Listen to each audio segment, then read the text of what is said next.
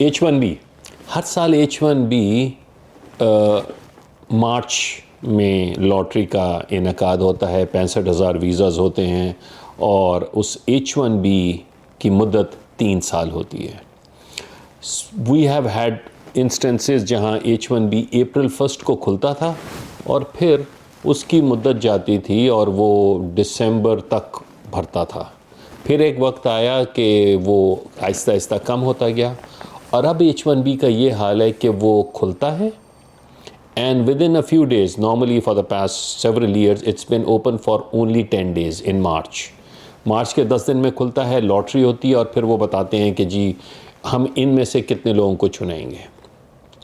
इस साल भी मार्च के तीसरे हफ्ते में वो लॉटरी बंद हो गई थी और अभी एक हफ़्ता पहले उन्होंने बताना शुरू कर दिया कि हमने लोगों को सिलेक्ट करना शुरू किया है।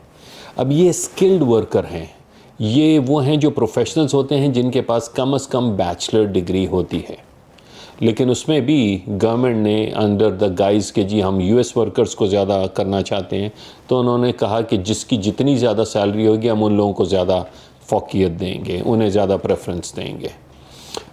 This lottery has been used positively and it has been exploited as well.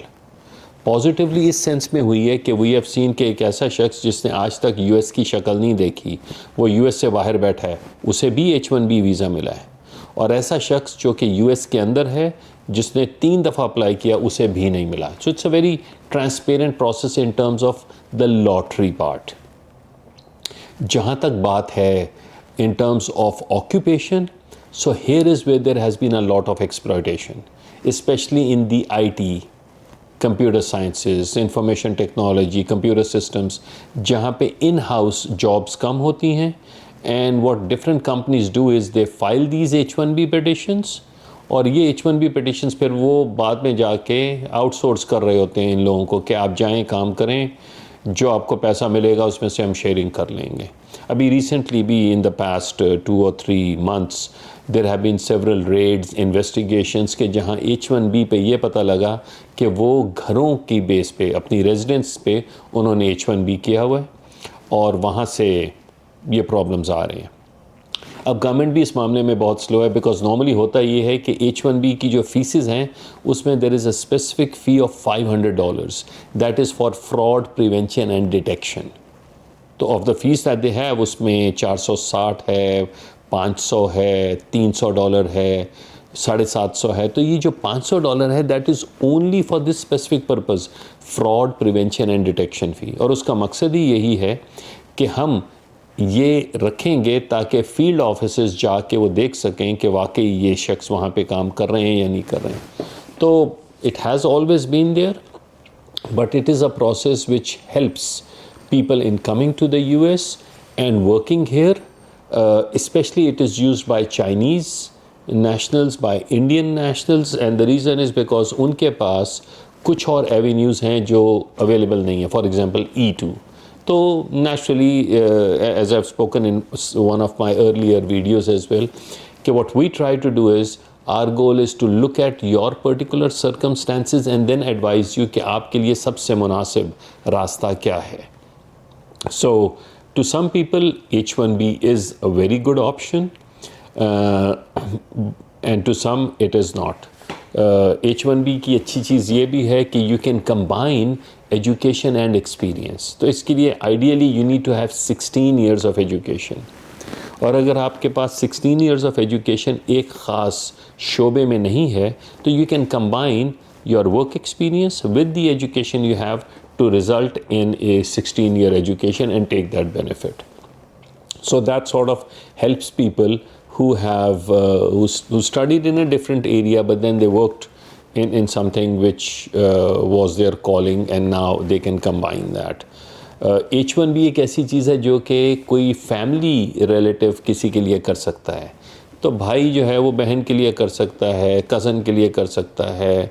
So a relationship does not destroy the H1B case. Plus H1B is a dual intent and dual intent means कि जी आप कहते हैं कि जी I am coming here on a temporary basis but if I need to stay here on a permanent basis so be it and it can not be denied based on that part. So it sort of helps on both the areas, because in many instances ये जो dual intent की बात है, that is why most of our visas are denied.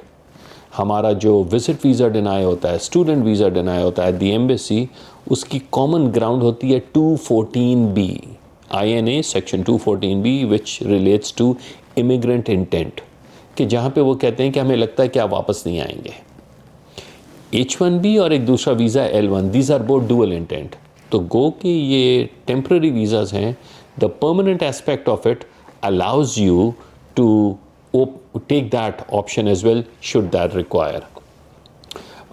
Once again, the job of any attorney or law firm is to look at your credentials, जो भी आपके हैं, look at what the available law is and then try to marry these two. That's pretty much it. क्योंकि जब आप लोग आते हैं और आप कहते हैं कि जी मैंने तो US में आना है, so it's a job of a person like me to determine कि आपके credentials क्या हैं, आपकी limitations क्या हैं, और फिर उसके मुताबिक आपके अपने पर्सनल हालात में सबसे बेहतर रास्ता क्या है आपके लिए. Because what may fit you may not fit your sibling or your cousin or your friend, because both have different circumstances. Again, I have to look at the kids, those who are turning 21, कि उन्हें किस तरीके से बीच में शामिल किया जाए या उनके लिए पहले ही कुछ किया जाए.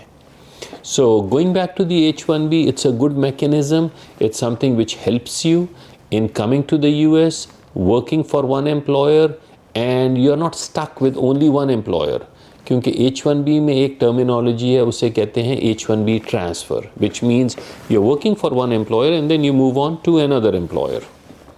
इसी के साथ उसे कहते हैं concurrent H1B, यानी कि एक ही वक्त में आपके एक से ज़्यादा एम्प्लॉयर्स हैं.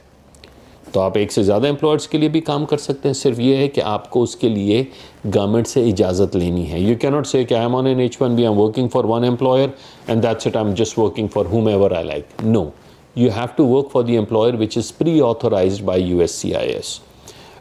At times there are people who establish their own companies. They have a layer in between where they have administrative control by the board, and then they are on the top as the president, vice president, so they are both a certain percentage of the ownership and an employee as well.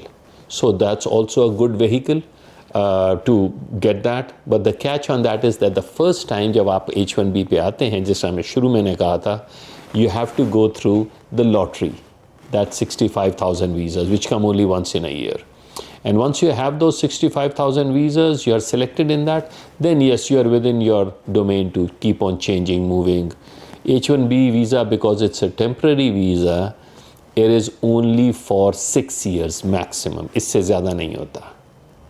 Unless कोई green card की application यानी कि I-140 pending है या approved है, तो फिर depending on what the situation is कि अगर I-140 अभी पेंडिंग है तो एक साल का इंक्रीमेंट मिलता है, और अगर I-140 भी अप्रूव हो चुका है then you get an increment of 3 years. So people जिनका वेट पीरियड काफ़ी लंबा है वो इस मैकेनिज़्म को इस्तेमाल करते हैं and they get that changed to different times.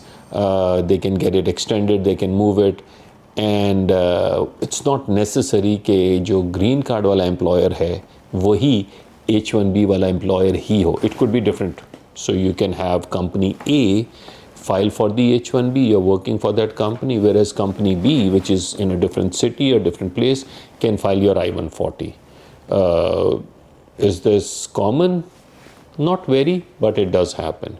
Law does not require कि जो आपका H1B वाला एम्प्लॉयर है वही आपका ग्रीन कार्ड करे. जस्ट लाइक एन F1, अगर आप स्टूडेंट हैं तो you can continue to be a student and your green card is filed by an employer whom you have never worked earlier, and it's directly done by that.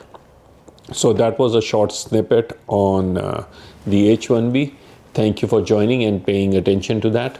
Have a good day ahead.